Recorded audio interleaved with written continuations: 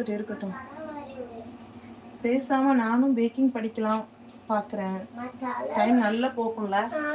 டைமே இருக்காது. டைம் எங்க நல்லா போகும். கொண்டா சீப்பெடுத்துட்டு வா. அங்க வா. ஸ்டூல் எடுத்துட்டு வா தரேன்.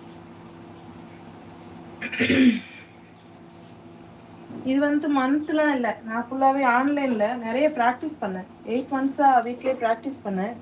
நிறைய ஆன்லைன் கிளாஸ் அட்டன் பண்ணேன். நிறைய ரெசிபிஸ் ட்ரை பண்ணேன். எது ஆன்லைன் கிளாஸ் அட்டன் பண்ணாலும் எனக்கு சில ரெசிபி சக்ஸஸ் ஆகலை. சிலது ரொம்ப நான் வந்து ப்ராக்டிஸ் பண்ண தான் எனக்கு ப்ளஸ் அண்ட் மைனஸ் அதெல்லாம் தெரிஞ்சிச்சு. கொண்டா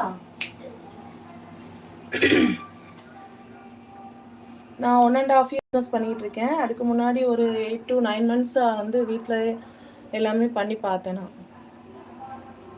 அப்புறம் பிஸ்னஸ் ஸ்டார்ட் பண்ண பிறகும் ஒவ்வொரு கிளாஸ் அதுக்கு எப்பப்போ எது தேவையோ அதுக்குண்டான கிளாஸஸ் அட்டன் பண்ணுவேன். குக்கிங்கே ப்ராக்டிஸ் தானே. குக்கிங் வேறு, இது வேறு.